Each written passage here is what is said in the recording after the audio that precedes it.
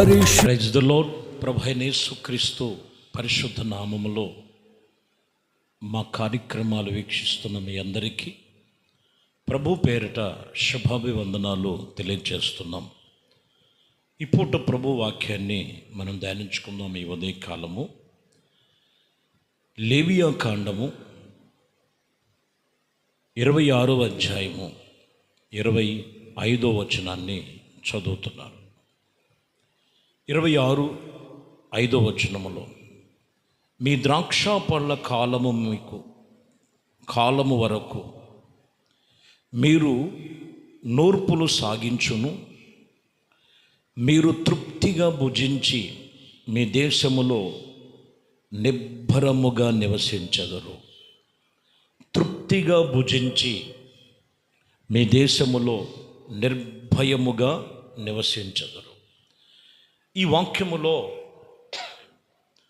తృప్తిగా ఈరోజు ఆత్మ సంబంధమైన విషయములో ఇజ్రాయేలు ప్రజలతో చెబుతూ, తృప్తిగా నీవు భుజించాలి, తృప్తిగా నువ్వు జీవించాలి. నీవు దేవుడి సన్నిధిలో సమస్తము అన్ని విషయములో తృప్తి కలుగు చేయవాడు ఆయన. ఎప్పుడైతే ఒక వ్యక్తిలో కుటుంబములో ఆరోగ్యములో తృప్తి, సంపదలో తృప్తి, కుటుంబ క్షేమములో తృప్తిగా ఉంటారో వారు నిబ్బరముగా జీవిస్తారు. ఈ వాక్యములో మీరు గమనించినట్లయితే కొందరికి తృప్తి లేదు. పిల్లలు ఉన్నారు, పిల్లల వలన తృప్తి లేదండి. కుటుంబం వలన తృప్తి లేదు. శరీరములో బలహీనతలు, ఆరోగ్యము లేదు, అనారోగ్యము వలన తృప్తి లేదు.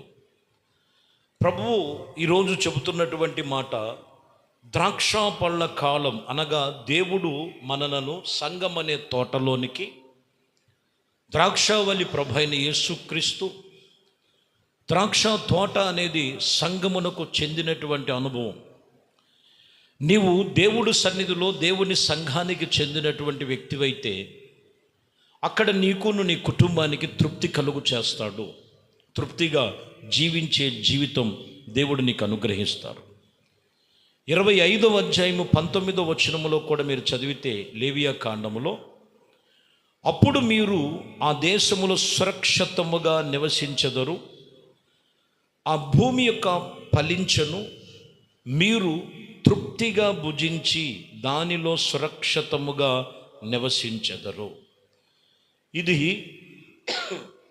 ఫలమిచ్చేటువంటి భూమిగా ఉంది, సురక్షితముగా నివసించే దేశముగా ఉంది. అందులోనికి మీరు ప్రవేశించాలి. అందులోనికి మీరు ప్రవేశించినట్లయితే మీరు తృప్తిగా భుజించటమే కాదు, సురక్షితముగా నివసిస్తారు. సురక్షిత అనేది లోకములో ఎక్కడుంది? అదే సమయంలో వాక్యం ఏం చెప్తుందంటే, దేవుని యొద్ద ఉంది.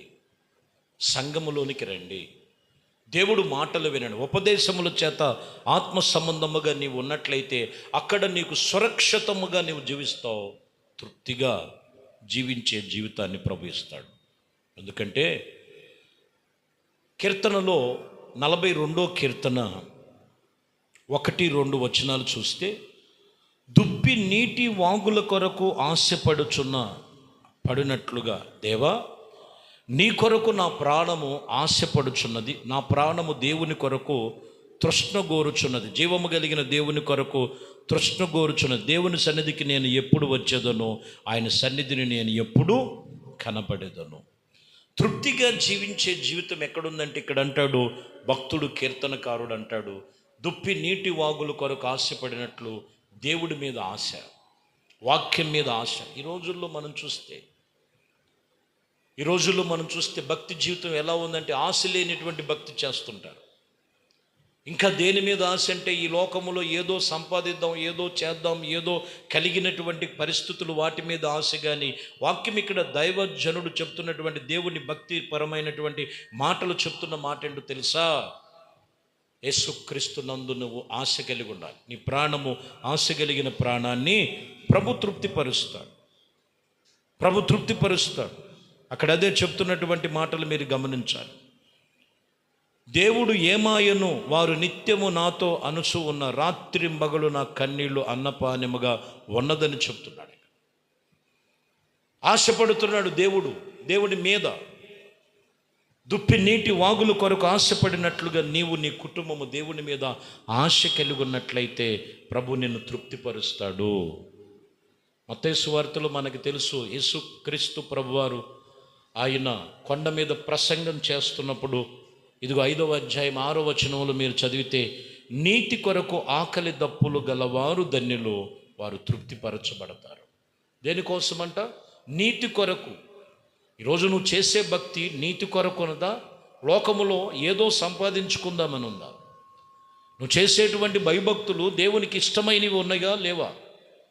ఇక్కడ అదే చెప్తున్నమాట. నీతి కొరకు ఆకలి దప్పులు గలవారు ధన్యులు, వారే దేవుడు ద్వారా తృప్తి పొందుతారు.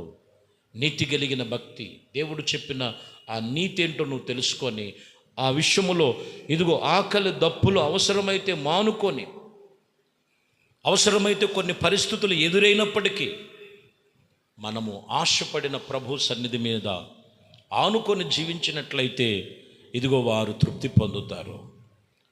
రోమాపత్రికలో 14వ అధ్యాయము 17వ వచనంలో చూస్తే ఏమని రాయబడిందో తెలుసండి?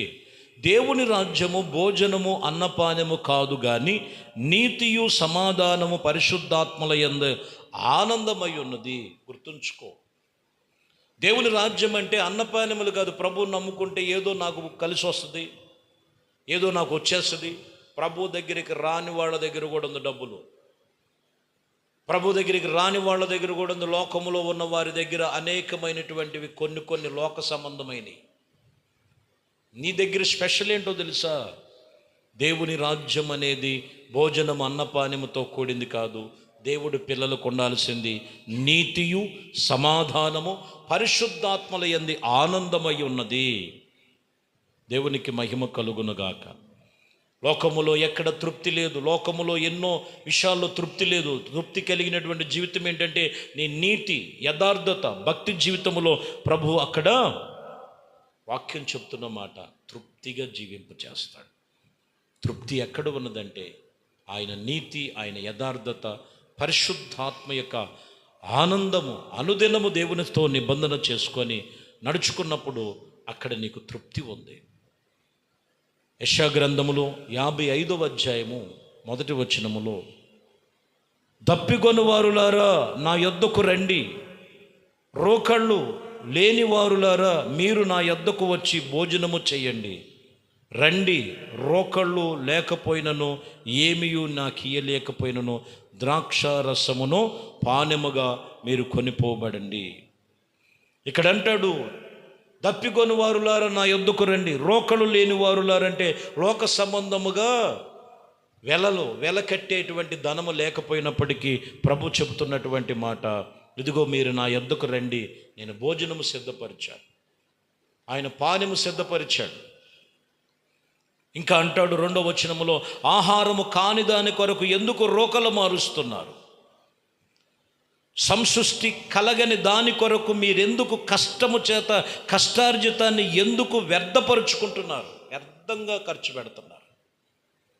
ఆహారము కాని దాని కొరకు ఎందుకు వ్యర్థంగా రోకళ్ళు మారుస్తున్నారు? నీ కష్టార్జితం పాడవుతుంది. కాబట్టి ఇక్కడ అంటాడు, నా యొద్దకు రండి. ధనముతో కాదు, బలముతో కాదు, గొప్పతనముతో కాదు, నీ హృదయము కావాలంటాడు ప్రభు. నీ హృదయం ఇచ్చి ప్రభుని నువ్వు అనుసరించు. నీకేం కావాలో ఆయన సిద్ధపరిచాడు. ఏం కావాలో నీ కుటుంబానికి సిద్ధపరిచి నిన్ను తృప్తిగా జీవించే జీవితాన్ని ప్రభు నీకు అనుగ్రహించునుగాక. కాబట్టి ప్రియమైన దేవుని బిడ్డలారా, ఈ వాక్యములో ఇదిగో మీరు తృప్తిగా జీవించాలి. మీ కుటుంబం తృప్తిగా జీవించాలి. తృప్తిగా జీవించాలంటే యేసుక్రీస్తు ప్రభువు వారు ఆయన సన్నిధిలో నిన్ను పిలుస్తున్నారు. ప్రభు అయిన యేసుక్రీస్తు, ఇదిగో మీరు మీ హృదయం ఇచ్చి, రోకళ్ళు లేకపోయినా మీరు నా యొద్దకు రండి. మీ కష్టార్జితము ఆహారము కాని దాని కొరకు ఎందుకు మీ కష్టార్జితం పాడు చేసుకుంటున్నారు? ప్రభునొద్దకు రా, నిన్ను తృప్తిపరిచి నీ కుటుంబాన్ని సంపూర్ణతలోనికి నడిపించి తృప్తిగా జీవించే జీవితం యేసులో నిలిచి ఉంది. కాబట్టి ఎక్కడ చూసి ఉండొచ్చు, లోకములో ఎక్కడ చూసిన తృప్తి లేదు, యేసుక్రీస్తులో తృప్తిగా జీవించే జీవితం ఉన్నదని నీవు గుర్తించి ఆయన వెంబడించు. దేవుడు మిమ్మల్ని, మీ కుటుంబాన్ని తృప్తిగా ఆయన కృపలో స్థిరపరచునుగాక. ప్రార్థన చేద్దాం. పరిశుద్ధుడా, ప్రేమ కలిగిన తండ్రి, ప్రభువా, ఇదిగోనైనా మీ సన్నిధిలో ప్రతి ఒక్కరూ తృప్తిగా జీవించే జీవితం, సురక్షితముగా జీవించే జీవితం, సంపూర్ణముగా జీవించే జీవితం కుటుంబాలకు దయచేయండి. ఎక్కడ కాని దాని కొరకు పరుగులు పెడుతున్నారు, వ్యర్థమైన వాటికి వ్యర్థముగా ఖర్చు చేస్తున్నారు, వ్యర్థముగా వారి వయస్సుని, వారి సమయాన్ని, వారికి ఇచ్చిన ధనాన్ని ఖర్చు చేస్తున్నారు, మీ సన్నిధిలో సమయాన్ని సమయోచితముగా పాటించి ప్రభు కొరకు తీర్మానం చేసుకున్న జీవితాలు తృప్తిగా జీవించి నిబ్బరముగా జీవించే జీవితం మీ బిడ్డలకు దయచేయమని, ఏ స్థితిగతుల మధ్యలో ఉన్నారో ఈ ఉదయము మీ సన్నిధిలో ప్రార్థన చేస్తున్నారు, వారి ప్రార్థన మనవులన్నీ ఆలకించి వారిని, వారి కుటుంబాలలో నిర్భయముగా, నిబ్బరముగా, సురక్షితముగా, తృప్తిగా జీవించే జీవితం మీ బిడ్డలకు దయచేయమని యేసుక్రీస్తు నామములో ప్రార్థించి వేడుకొనుచున్నాము తండ్రి. ఆమేన్. ప్రభు మిమ్మల్ని దీవించి ఆశీర్వదించునుగాక. ఆమేన్.